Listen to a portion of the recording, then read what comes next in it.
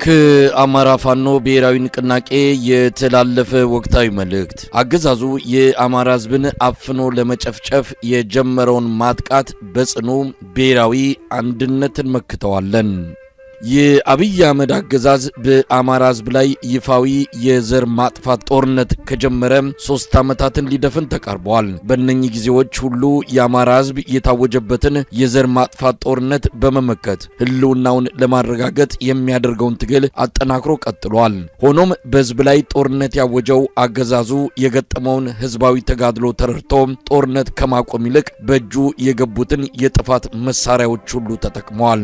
በዓለም ታሪክ በማይታወቅ ሁኔታ በመንግስትነት ስም ቤተ መንግስት የከተመው አገዛዝ በአማራ ሕዝብ ላይ ስትራቴጂክ ድሮኖችን በመጠቀም በሺህ የሚቆጠሩ ንጹሃንን ጨፍጭፈዋል። ቱርክን ጨምሮ አዳዲስ የጦር መሳሪያ አምራች ሀገራት ያመረቷቸውን ድሮኖች በአማራ ሕዝብ ላይ ይሞክሩ ዘንድ አብይ አህመድና አገዛዙ በጭካኔ ፈጽመውታል። አገዛዙ የባህረ ሰላጤው ኃይሎችን ፖለቲካዊ ፍጥጫ ጎትቶ ሀገር ውስጥ በማስገባት በተላላኪነት በሚያገኘው ወታደራዊና የመረጃ ድጋፍ ተጠቅሞ በህዝባችን ላይ ያወጀውን የዘር ማጥፋት ጦርነት አጠናክሮ ቀጥሏል። በዚህም አገዛዙ ጌቶቹ በቀጠናው ላቀዱት የተልዕኮ ጦርነት አማራን ማጥፋትን እንደ መንደርደሪያ ቆጥሮ በድጋፍ ያገኘውን የማጥፋት አቅም በሙሉ ተጠቅሞ በሸዋ፣ በወሎ፣ በጎጃምና በጎንደር የተለያዩ ቀጠናዎች የስልክና የኢንተርኔት መሰረተ ልማቶችን በመዝጋት የተጠናከረ ጭፍጨፋ እያደረገ ይገኛል።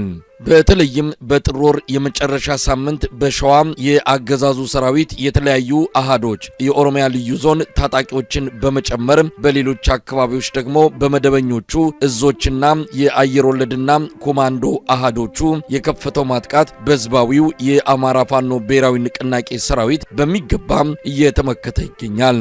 ከየካቲት 1 2018 ዓ.ም ጀምሮ በሰራዊታችን በተደረገው የመልሶ ማጥቃት እርምጃ በጎንደር ቀጠና በርካታ ጀብዶች ተፈጽመዋል። በተለይም በደቡብና ማዕከላዊ ጎንደር የወረዳ ዋና ከተሞችን ጨምሮ በርካታ ይዞታዎችን ከጠላት መንጠቅ ተችሏል። በዚህ አስደናቂ ተጋድሎ በሺዎች የሚቆጠሩ የአገዛዙ ሰራዊት በምርኮኝነትና በፈቃዳቸው የወገንን ኃይል መቀላቀል ችለዋል። የወገን ሰራዊት በርካታ የቡድንና የነፍስ ወከፍ መሳሪያዎች፣ ተተኳሾችና ሌሎች ወታደራዊ ቁሳቁሶችንም መማረክ ችሏል። በጎጃም ቀጠና አገዛዙ ከፍተኛ ቁጥር ያለው ሰራዊት ያሰማራበት የጃዊ አካባቢ ሰራዊታችን በወሰደው የመልሶ ማጥቃት እርምጃ የአገዛዙን ሰራዊት ጨምሮ በርከት ያለ የቡድንና የነፍስ ወከፍ መሳሪያ ከነ ተተኳሹ ከጠላት እጅ ተማርከዋል። እድል ባገኘ ጊዜ ሁሉ ህዝብ ለመጨፍጨፍ የማያመነታው የአብይ አህመድ ሰራዊት በሙርኮ በድምሰሳና በማንኛውም መንገድ ከስምሪት ውጪ ማድረግና በያለበት ውጦ ማስቀረት ሰራዊታችን በሚገባ እየፈጸመው ያለ ተልዕኮ ነው። ለዚህም የዘር ማጥፋት ጦርነቱ ኢላማ የተደረገው መላው የአማራ ህዝብ ለሰራዊታችን ያሳየው ቁርጠኛ ደጀንነት በግንባር ለተገኙት ድሎች አስተዋጽኦ ትልቅ ነው። ሰራዊታችን በተቆጣጠራቸው በተለያዩ ከተሞች ህዝቡ ለሰራዊታችን የሞቀ አቀባበል ከማድረግ ባሻገር በመልሶ ማጥቃቱ የተገኙ ድሎች እንዲቀጥሉ ድጋፍ እያደረገ ይገኛል። እነኚህ ድሎች ይገኙ ዘንድ የድርጅታችን የአማራ ፋኖ ብሔራዊ ንቅናቄ መወለድ በሰራዊታችንና በህዝቡ ዘንድ የፈጠረው አዲስ ወኔና መነቃቃት ለድሎቹ ትልቅ አስተዋጽኦ አለው። በተጨማሪም የአደረጃጀት አንድነቱ አቅማችንን አቀናጅተን በውጤታማ የኃይል አጠቃቀም በጠላት ላይ ወሳኝ ምት ለማሳረፍ በማስቻሉ ብሔራዊ አንድነቱ የዘር ማጥፋቱን ጦርነት ለመመከት ያለው እምቅ አቅም የታየበት ሆኗል።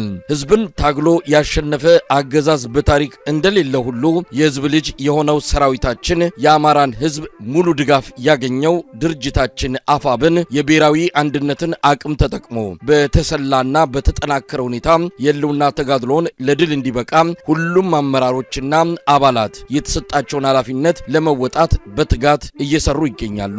ሰራዊታችን እንደከዚህ በፊት ሁሉ በተቆጣጠራቸው ቦታዎች ሰላምና ጸጥታን በማስከበርና በወታደራዊ ጨዋነት ጠላትን ብቻ የለዩ ኢላማዎች ላይ በማተኮር ተገቢውን ጥንቃቄ እያደረገ እንደሚቀጥል ለመላው የአማራ ህዝብ ለኢትዮጵያውያንና ለዓለም አቀፉ ማህበረሰብ እናሳውቃለን።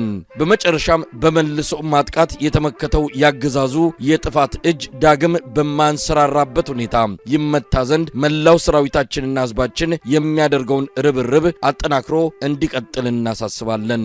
የካቲት 2 ቀን 2018 ዓመተ ምህረት የአማራ ፋኖ ብሔራዊ ንቅናቄ